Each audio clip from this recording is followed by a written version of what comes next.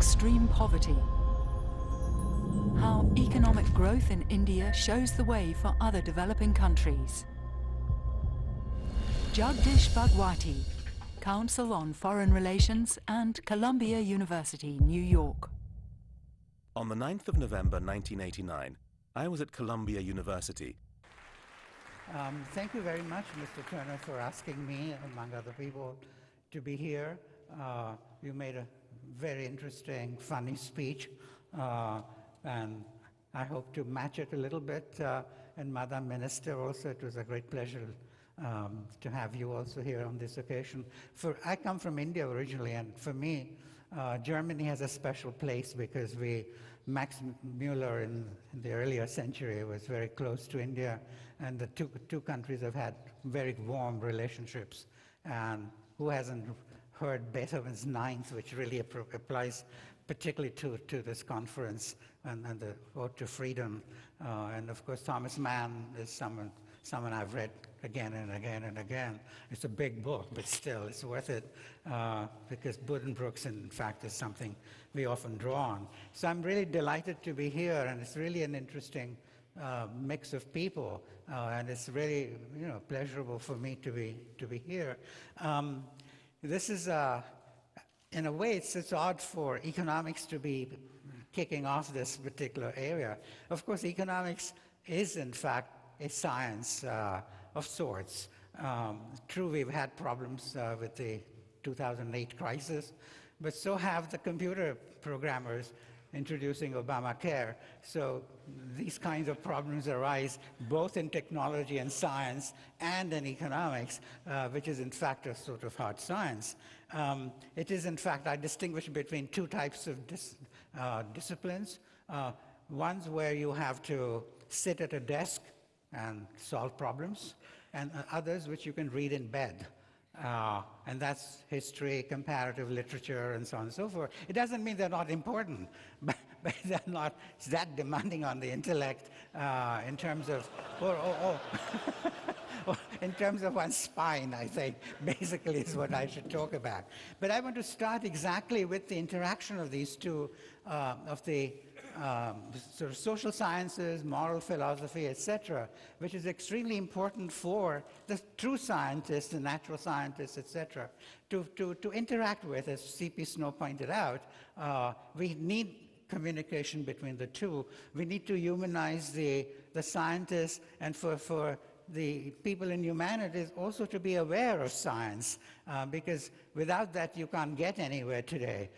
It's very difficult, for instance, now to function without the IT sector. In fact, IT sector is invaded culture in a very big way now. And this is, in fact, what one of your jokes was about, that you see people face to face. And once I had a Finnish visitor, and Finns, as you know, don't like to be very personal.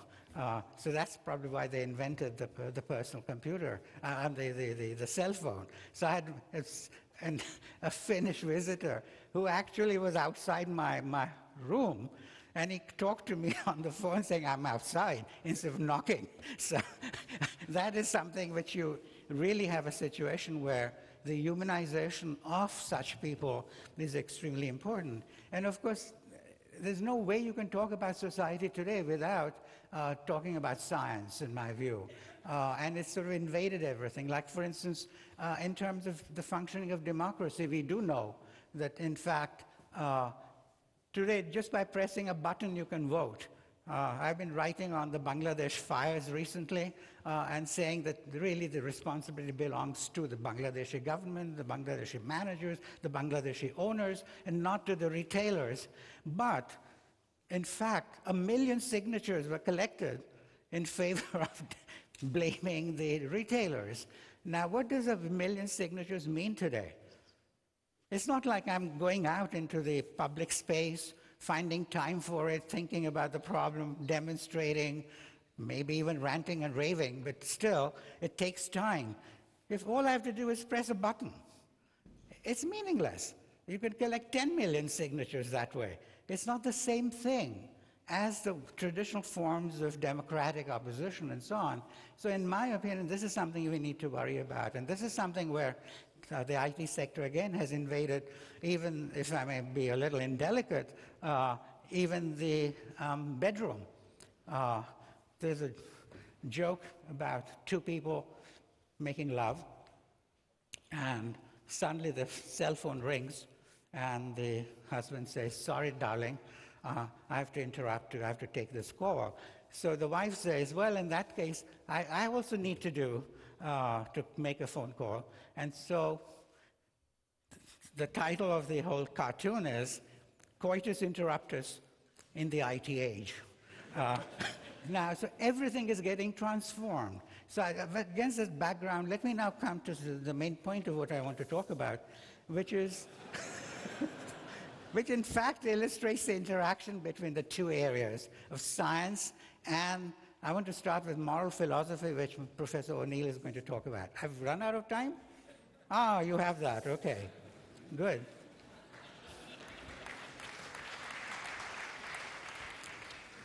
Once I get started, we say about Indians that it's easy to get them started, but it's difficult to stop them. So I was already in my stride over there. Now, I want to start with moral philosophy on extreme poverty. Poverty is extreme in my view. Of course, in the Gulag or in a slave camp, there's extreme poverty, and I mean, in the sense that people are literally starving and being forced to work. But generally speaking, poverty is offensive, and I don't distinguish between extreme poverty and poverty. So I would say poverty is something which is a moral objective. So there are two moral objectives which one can think of, and one is based on human empathy.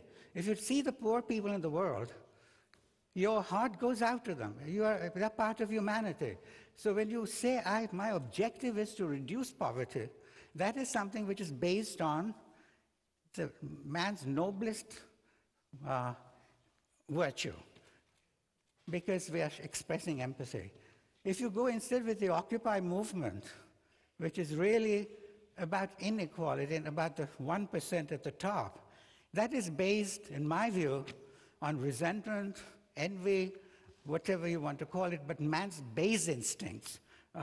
And this is why I'm with the Pope, the new Pope.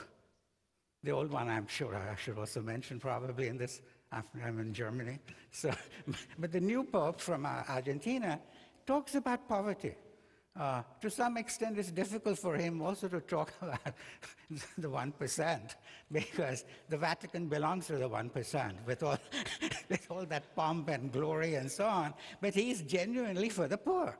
And he's focusing our minds finally on the poor, because our minds have been diverted into thinking about the rich, which I think is really, not really what we want to do. We want to see how to remove poverty, because that is based on man's noblest instincts. And I think that is where the moral philosophical standpoint of the objective being defined in terms of removing poverty, exactly as you point out in description of what I'm saying, is based on that particular objective. Because you have to be clear what your objective is, and your breakthrough has to be aligned to that. Incidentally, I had in mind that, on the little card that you had to be hung up outside the bedroom, I thought the variation for me would be, I've had my breakthrough, I'm resting, please don't disturb. So I'm talking about something on which I've really worked for about 50 years, ever since I started work in early 1960s in the Indian Planning Commission, on how to remove poverty. It's not a very easy task, but that's what I was trying to do. So that being the objective, how do we set about it? And I want to talk about not countries like Saudi Arabia, which have money crawling out of their ears, or some of the Middle Eastern countries for that matter, but talk about what is virtually 3/4 of humanity, namely India, China, Indonesia, Brazil, and to some extent South Africa. You add up the populations there, it's a huge numbers of people. Literally most of humanity, whether you like it or not. These are countries where, if you want to affect poverty, there's so much poverty all over the place.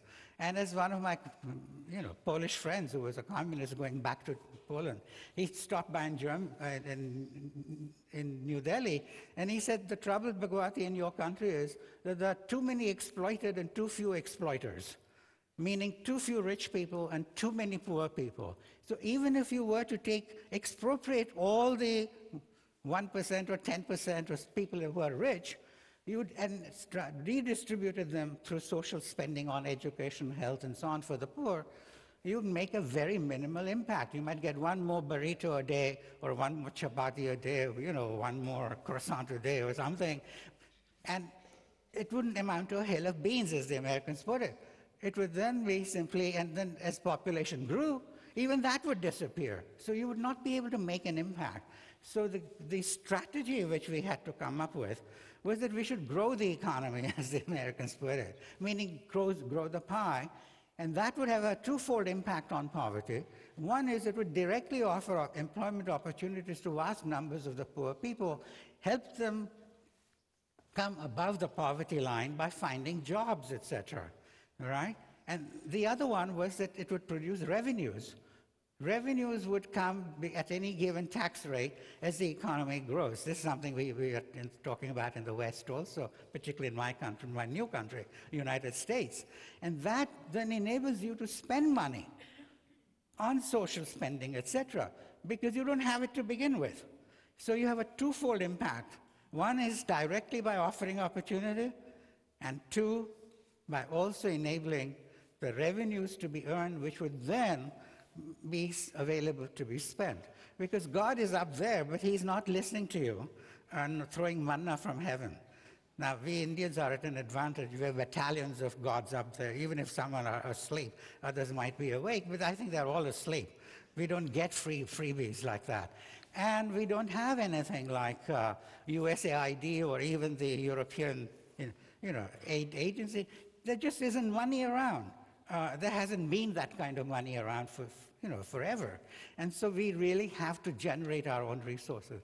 So that's why the big impact that was made in India was that we correctly went for growth eventually after our reforms, because until the reforms we had very bad policies, no growth occurred, no impact happened. This was just a hypothesis that we'd be able to impact on poverty through growth.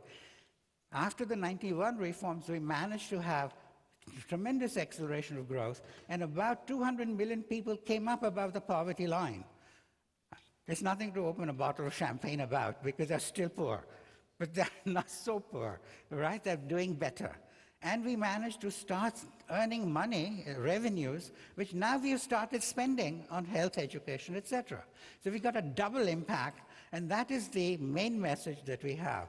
Now, growth is often dismissed in the West because of President Reagan and Mrs. Thatcher as kind of a trickle-down policy. But that image is all wrong, because what it suggests is the Earl of Nottingham in a Robin Hood film is sitting at a table eating legs of lamb and venison, and some crumbs fall to the poor below.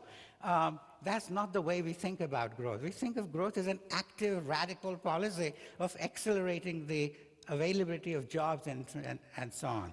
So I think that is the main lesson. There's one more lesson on which I'll end, is the use of democracy, because as the poor begin to acquire aspirations, because they're doing better, they then want to do even better, because they suddenly realize it's what I call the revolution of perceived possibilities.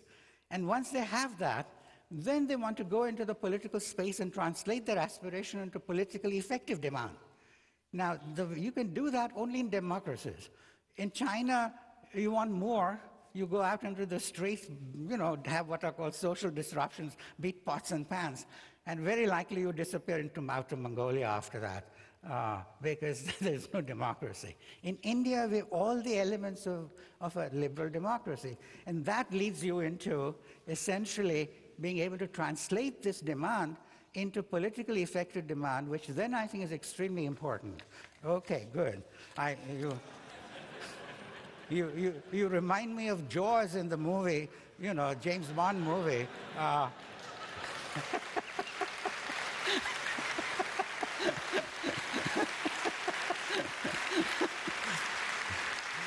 but but a benign one. Thank you. Thank you.